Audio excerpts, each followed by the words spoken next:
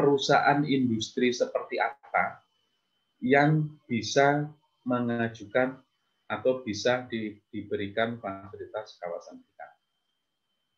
Ada 4 jenis industri ini yang ada di layar Bapak Ibu yang bisa diberikan fasilitas kawasan berikat. Yang pertama, yang A, perusahaan industri yang melakukan kegiatan pengolahan barang untuk tujuan ekspor. Jadi kalau ada perusahaan industri mengolah barang, memproduksi barang, kemudian hasil produksinya terutama untuk tujuan ekspor, Bapak Ibu, itu sangat disarankan untuk memanfaatkan fasilitas kawasan berikat. Kenapa? Karena sangat membantu cash flow perusahaan. Tidak perlu membayar biaya masuk, tidak perlu membayar PPN ketika memasukkan bahan baku. Ini yang A. Jadi kalau perusahaan industri Bapak Ibu adalah perusahaan industri yang mengolah barang tujuan ekspor, itu memenuhi syarat untuk diberikan fasilitas kawasan berikat. Kemudian yang kedua, perusahaan industri yang memproduksi barang untuk tujuan substitusi impor. Nah, untuk yang B, meskipun di aturannya sudah ditulis seperti ini, tetapi prakteknya belum ada Bapak Ibu perusahaan yang mengajukan KB untuk yang B ini. Karena apa? Karena syarat yang dinamakan produksi substitusi impor itu harus ditetapkan oleh kementerian terkait, dalam hal ini adalah Kementerian Perindustrian, di mana Kementerian Perindustrian itu belum mendefinisikan industri-industri apa yang bisa dikelompokkan menjadi barang-barang substitusi impor, industri yang bisa diberikan fasilitas ini. Tapi contohnya gini gambarannya Bapak Ibu. Daripada kita mengimpor handphone gitu misal jika handphone ini ditetapkan sebagai industri substitusi impor yang bisa diberikan fasilitas gitu ya. Daripada kita mengimpor handphone, lebih baik kita memfasilitasi pabrik handphonenya itu untuk invest ke Indonesia. Jadi silahkan pabrik misalnya Apple gitu ya, daripada kita impor iPhone gitu, udah pabrik Apple-nya aja bikin di Indonesia nih. Kita fasilitasi dengan skema KB, kawasan berikat.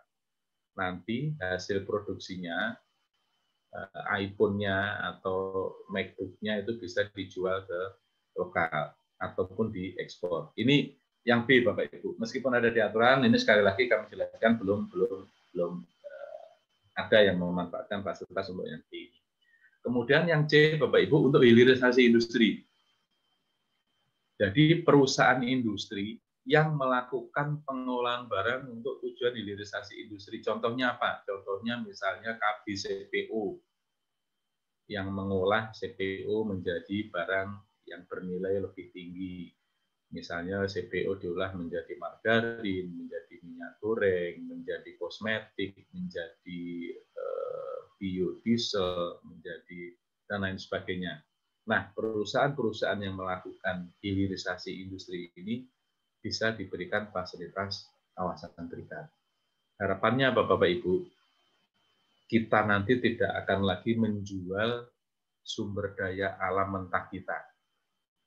Harapannya sumber daya alam kita bisa kita produksi sendiri di dalam negeri untuk menghasilkan barang-barang yang bernilai ekonomis lebih tinggi, yang siap dikonsumsi masyarakat, baik itu masyarakat kita sendiri di dalam negeri ataupun ekspor. Harapannya seperti itu. Jangan kita hanya mengekspor CPO-nya, tetapi kalau bisa kita ekspor sudah dalam bentuk margarin, sudah dalam bentuk sabun, sudah dalam bentuk kosmetik, dan lain sebagainya.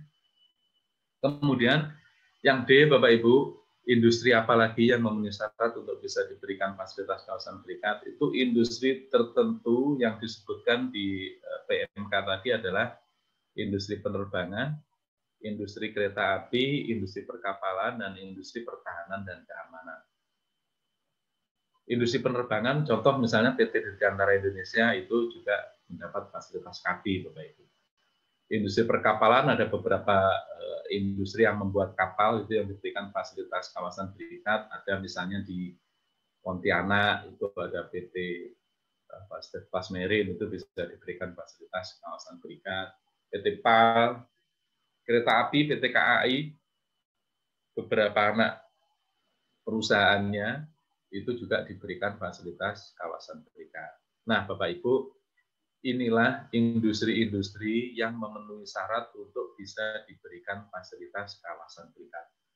Saat ini Bapak Ibu sudah ada 1.400-an perusahaan industri yang mendapat fasilitas kawasan berikat. Sangat beragam.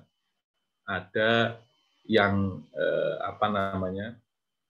industri yang menghasilkan garmen, sepatu, elektronik, pesawat terbang, tadi alat-alat pertahanan keamanan, kemudian CPU, mengolah CPU. Bahkan Bapak Ibu ada juga kawasan berikat yang kerjaannya itu nanam pisang.